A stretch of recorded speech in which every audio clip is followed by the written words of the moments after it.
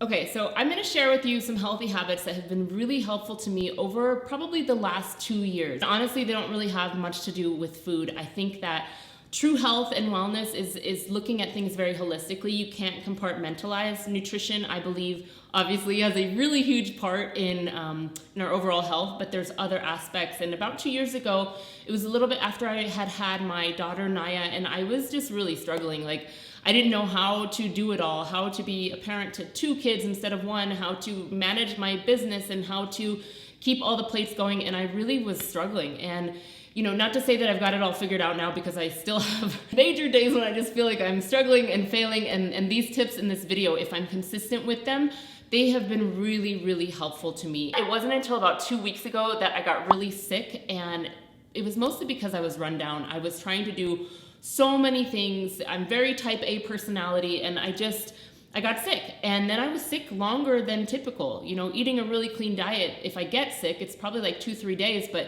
this went on and on and on, and I just realized, man, being on point with these habits really is integral to my overall well-being and just feeling the best that I possibly can. So if you clicked on this video and you're looking for nutrition tips, literally go to any other video that I make and you'll get some. But this one, I'm really looking at things holistically, and these things have been super helpful for me, so let's get into them. For a long time, I really struggled with how to have enough time to be with my kids during the day and also get my work done. 2 books by Cal Newport, Deep Work and Digital Minimalism.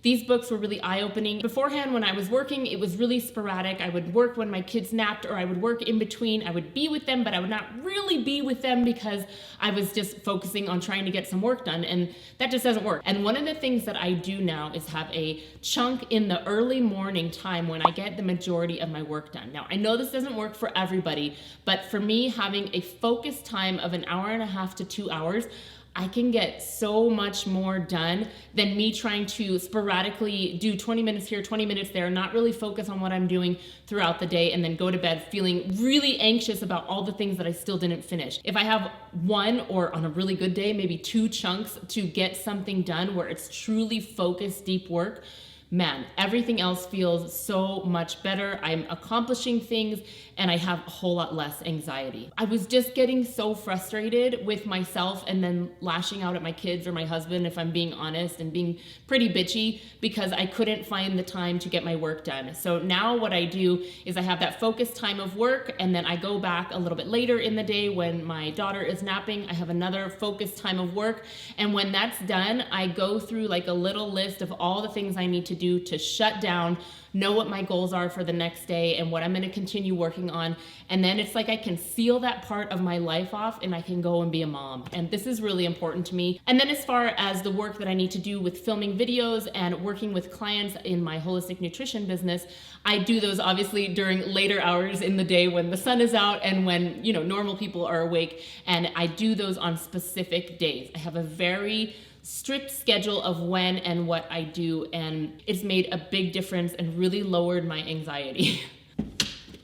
And then my next tip goes along right with that, and that is having everything in one journal. This is just a daily bullet jotter, that's what it's called, that I picked up. I was finding that I was having notes literally everywhere. I had sticky notes on the computer. I had a notebook in the kitchen. I had a notebook in my room. I had a journal in the garage. I don't know what I was thinking. And so anytime I wanted to write something down or journal or look at my schedule, everything was in a different place, and it was really making me feel super anxious. So I read a little bit about bullet journaling, and I took some of those concepts that worked for me, and I started to put everything into this one journal. And I got in the habit of taking this with me everywhere. At the top of every week, I create a brand new week ahead. I have a list of tasks that are upcoming that I want to work at, and then I just chunk those down into daily things that I need to do. I write my appointments, whether work-wise or personal-wise, in there, and I write the things that I want to do. I write the fun things I want to do with my kids. I have a space open if I feel like I want to journal about something or write down what I ate that day.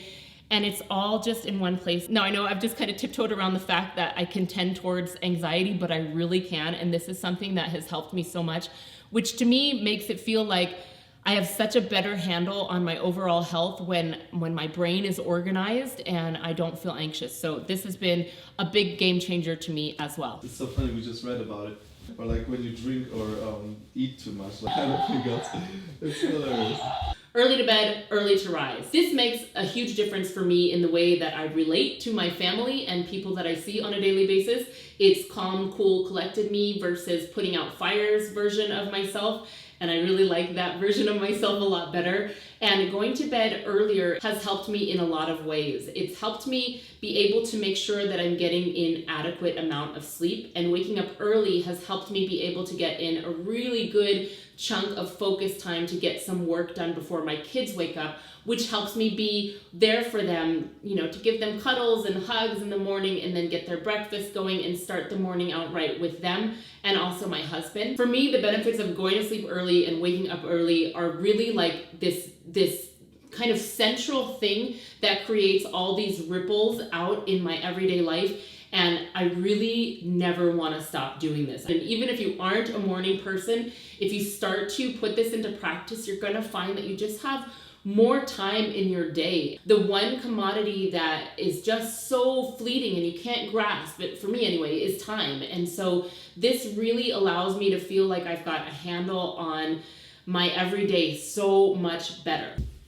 And then my next tip that goes along with that is reading a physical book before I go to bed. But I started realizing that when I looked at my phone, whether I was reading a book or scrolling on Instagram or looking at a YouTube video or something before bed, it was making it really hard for me to fall asleep. Like I would maybe put my phone down about 8:30, but I couldn't fall asleep till 10. And I know that seems like a really large amount of time, and it was. And then I would start to get anxious about all the sleep I was going to be missing and how I was going to be tired the next day. And then if I was looking at something like Instagram, I would start to compare myself and not think that I'm giving enough content out, or I should be doing this different, or I should be in a bikini, or all these like absolutely stupid things that, you know, I can't worry about. And not to mention like the blue light from these things, it just keeps me awake for really long. I'm very much affected by it. And so one of the ways that I've been able to combat that is just by reading a physical book before I go to bed. I don't know what it is about reading a physical book, but I am out like a light within like a matter of minutes.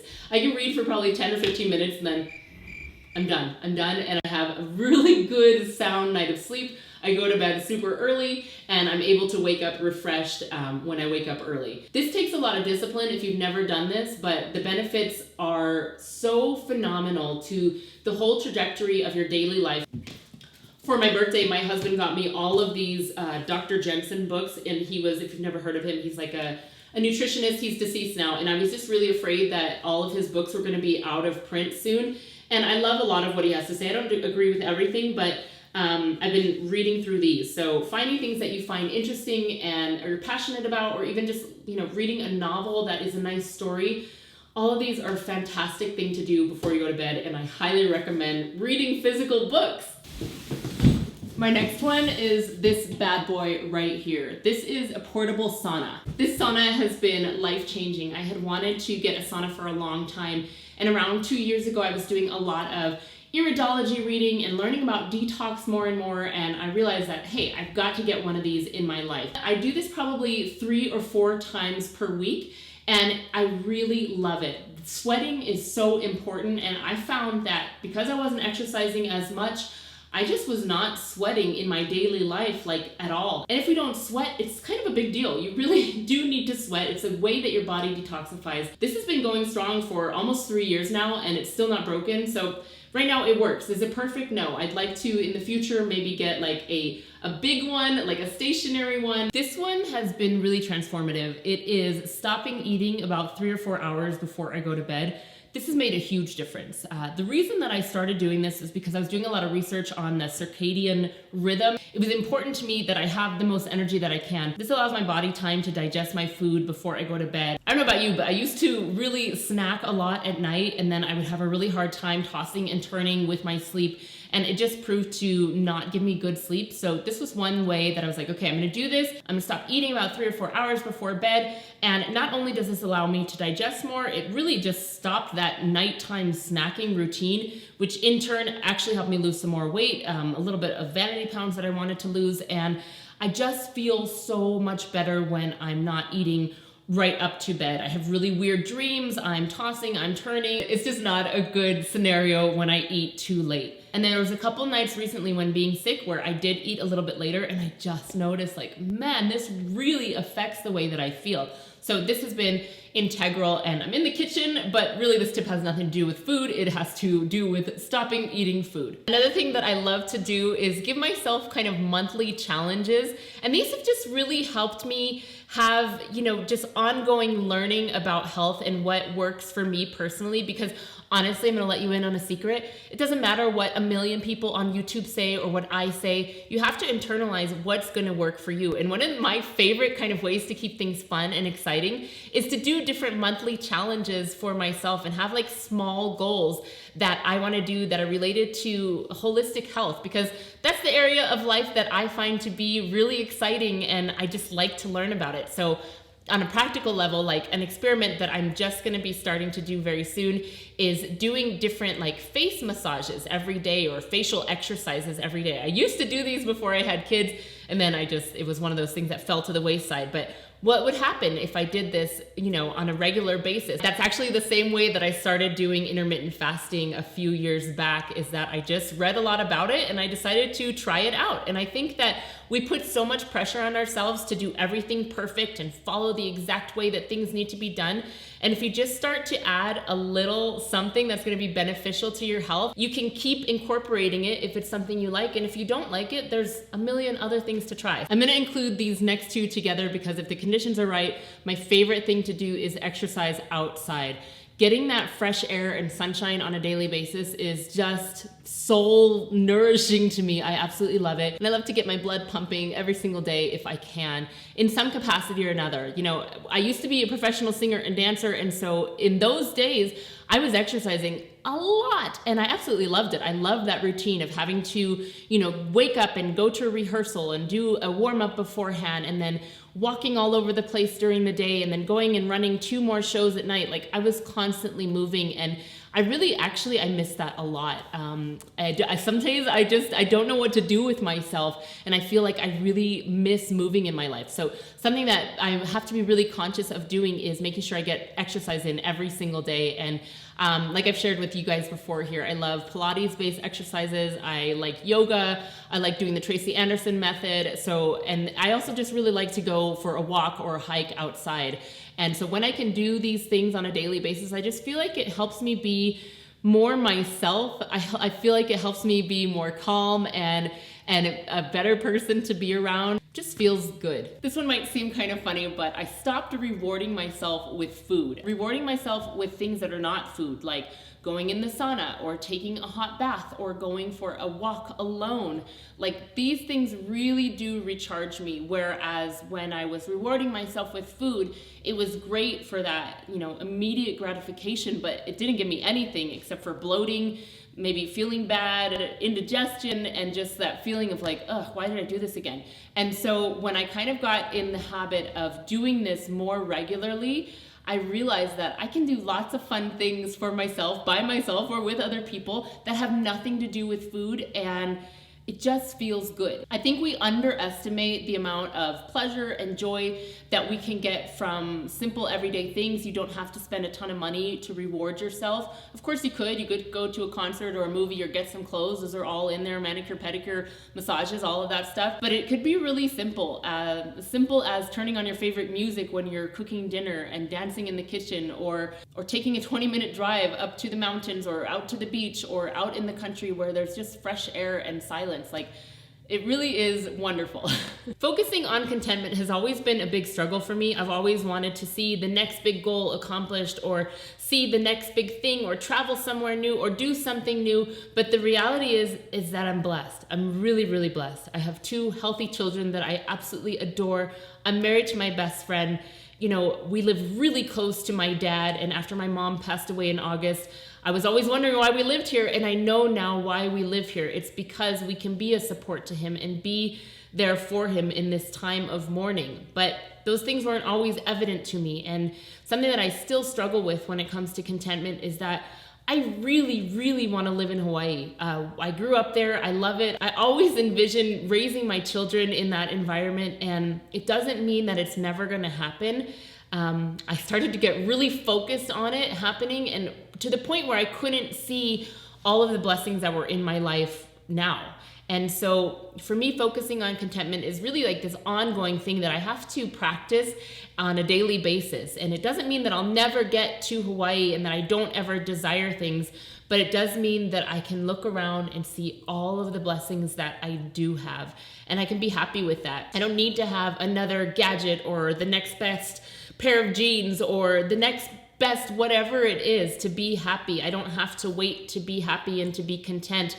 And really, happiness and contentment are almost not even the same thing. But for the purposes of this video, just really focusing on being content has brought me a lot of peace and brought me a lot of health, mentally, emotionally, and physically. Because when I can say, you know, I'm not exactly where I want to be when it comes to the Hawaii goal, but I am really happy where I am right now, I think that is that's a big win for me. The same thing goes with like the weather. I really don't like the cold, but learning to find joy in the cold, seeing the snow through the eyes of my children when we're sledding down a hill, those are really fantastic things. And I'm not at the beach, but I can enjoy the cold. So I hope that makes sense, and finding that contentment inside of my life right now, because really this is living. Right now is living. I can't just keep wishing and hoping for something that's, you know, not within my grasp. I still always will have goals of what I want, but also being able to enjoy the journey along the way has provided me, I think, with a lot of health. Those healthy habits have made a huge impact. Of course, there's more than 10. It's a YouTube video. I'm gonna put 10 because 10, that's just what it is. But of course there's more than 10, but these have been really influential to me. Make sure you're subscribed, because in the next video, I'm gonna share about my 21-day healthy vegan challenge that's coming up starting on January 9th, 2023. I'm so pumped about this. I feel like it's really, really gonna be fantastic. If you did the 5-day challenge before, you're gonna love this 21-day challenge. And if you didn't do it before, now's your chance. I've really tried to make it very holistic and come at it from all angles of wellness. So I'm really excited about it. I'd really love to know what healthy habits you incorporate that have been life-changing to you. YouTube thinks you're gonna like this video right up here. This is my latest video over here. Make sure to check out veganmichele.com for more about my cookbooks, working with me one-on-one, and my online course. And if you wanna support these videos, head over to Patreon and you can do that there. And I'll see you guys in the next video. Bye.